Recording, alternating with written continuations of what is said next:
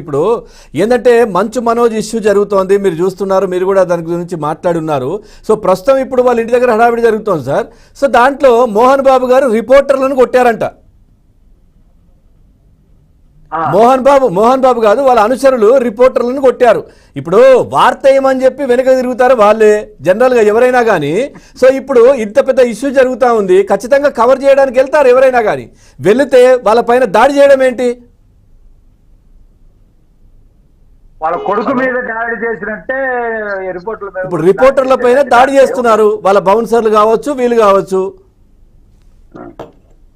చిట్టిబాబు గారు వింటున్నారా? మిమ్మల్ని ఇప్పుడు మోహన్ బాబు గారి ఇంటి దగ్గర ఇంత హడావిడి జరుగుతూ ఉంది.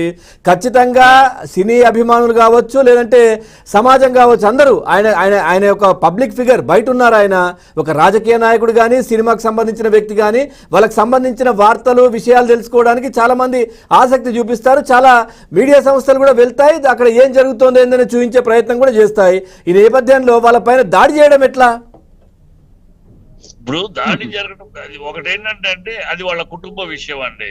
ఈ ఆస్తి గొడవలు అనేది అనేక కుటుంబాల్లో అనేక వీటిలో ఉన్నదే, ఇవాళ కొత్త కాదు. ఈ అంబానీ, ముఖేష్ అంబానీ, అనిల్ అంబానీలో కుటుంబంలో గొడవలు లేవా? అంత సంపాదించి వాళ్ళు పోటాడుకోలేదా, మళ్ళీ కలుసుకోలేదా? ఇవాళ ఆంధ్రప్రదేశ్లో మీరు సెన్సస్ ఇస్తే ఆస్తుల కోసం పోటాడుకుంటున్న అన్నా చంద్రుడు, తండ్రి కొడుకులు, అక్క చెల్లెళ్ళు, బావ బావలు 190 కేసులు ఉంటాయి.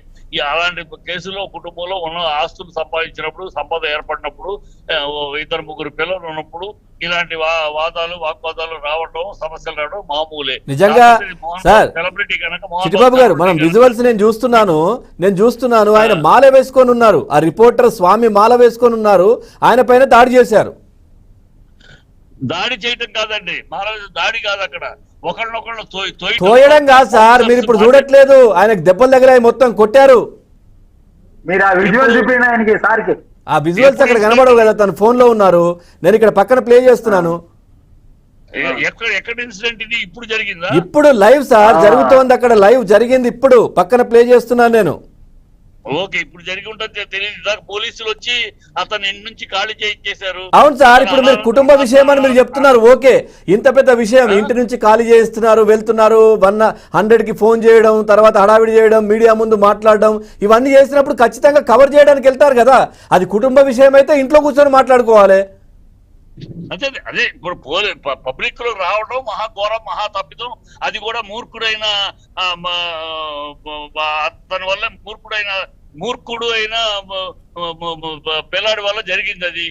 అతను అనవసరంగా వాళ్ళు పోలీసులకు ఫోన్ చేయటం, 100కు ఫోన్ చేయటం, పోలీసులు రావడం, తర్వాత మోహన్ బాబు అంతు చూస్తారని ఆ పిల్లాడు మాట్లాడటం, ఇలాంటి అర్ధరహితమైన విషయాల వల్ల ఇది పబ్లిక్ అయింది, మీడియా మొత్తం చుట్టుముట్టే పరిస్థితి వచ్చింది.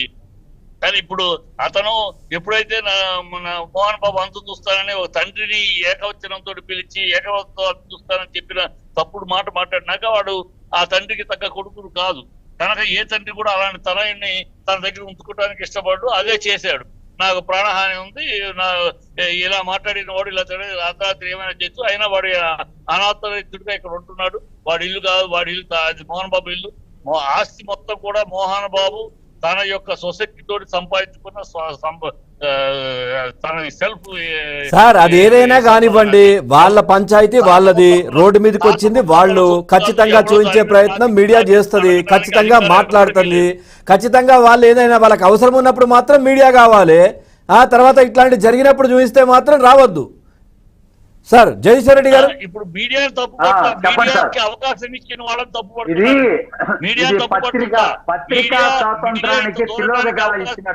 అంతే కదా సార్. ఒక్క నిమిషం చిట్టిబాబు గారు, ఒక్క నిమిషం. మీడియా ఇంత దూరటానికి అవకాశం ఇచ్చిన వాళ్ళని మనోజ్ తప్పుపడుతున్నా. మనోజ్ బుద్ధి లేనాడు, బుద్ధి జ్ఞానం లేనాడు. మనోజు ఒక తండ్రిని ఏకవచనంతో అంతు చూస్తాననే సన్నాసి బుద్ధి లేని మాటలు మాట్లాడాడు. అందువల్ల మీడియాకి అవకాశం వచ్చిందని రైట్. జగదీశ్వర్ రెడ్డి గారు మాట్లాడండి. భారత రాజ్యాంగము పత్రికల వారికి ఇచ్చిన పత్రికా స్వేచ్ఛకి భంగం కలిగినట్టే. ఎట్టి పరిస్థితుల్లో చేయి చేసుకోవడం అనేది చాలా తప్పైన వ్యవహారం. చేయి చేసుకుంటే వాళ్ళు బాయ్కాట్ చేస్తారు, అక్కడి నుంచి మన వార్తలు రావు అని అనుకుంటారు. కానీ ఇంకా ఎక్కువ వార్తలు ప్రచురించే దానికోసం ఒక ఒక మార్గాన్ని ఆయన ఏర్పాటు చేసేయడం చెప్పవచ్చు. ఎందుకంటే ఇంకా లేనిపోని అన్ని కూడా ఏదంటే అది కూడా ప్రచురించేదానికి ఒక లేనిపోని అన్ని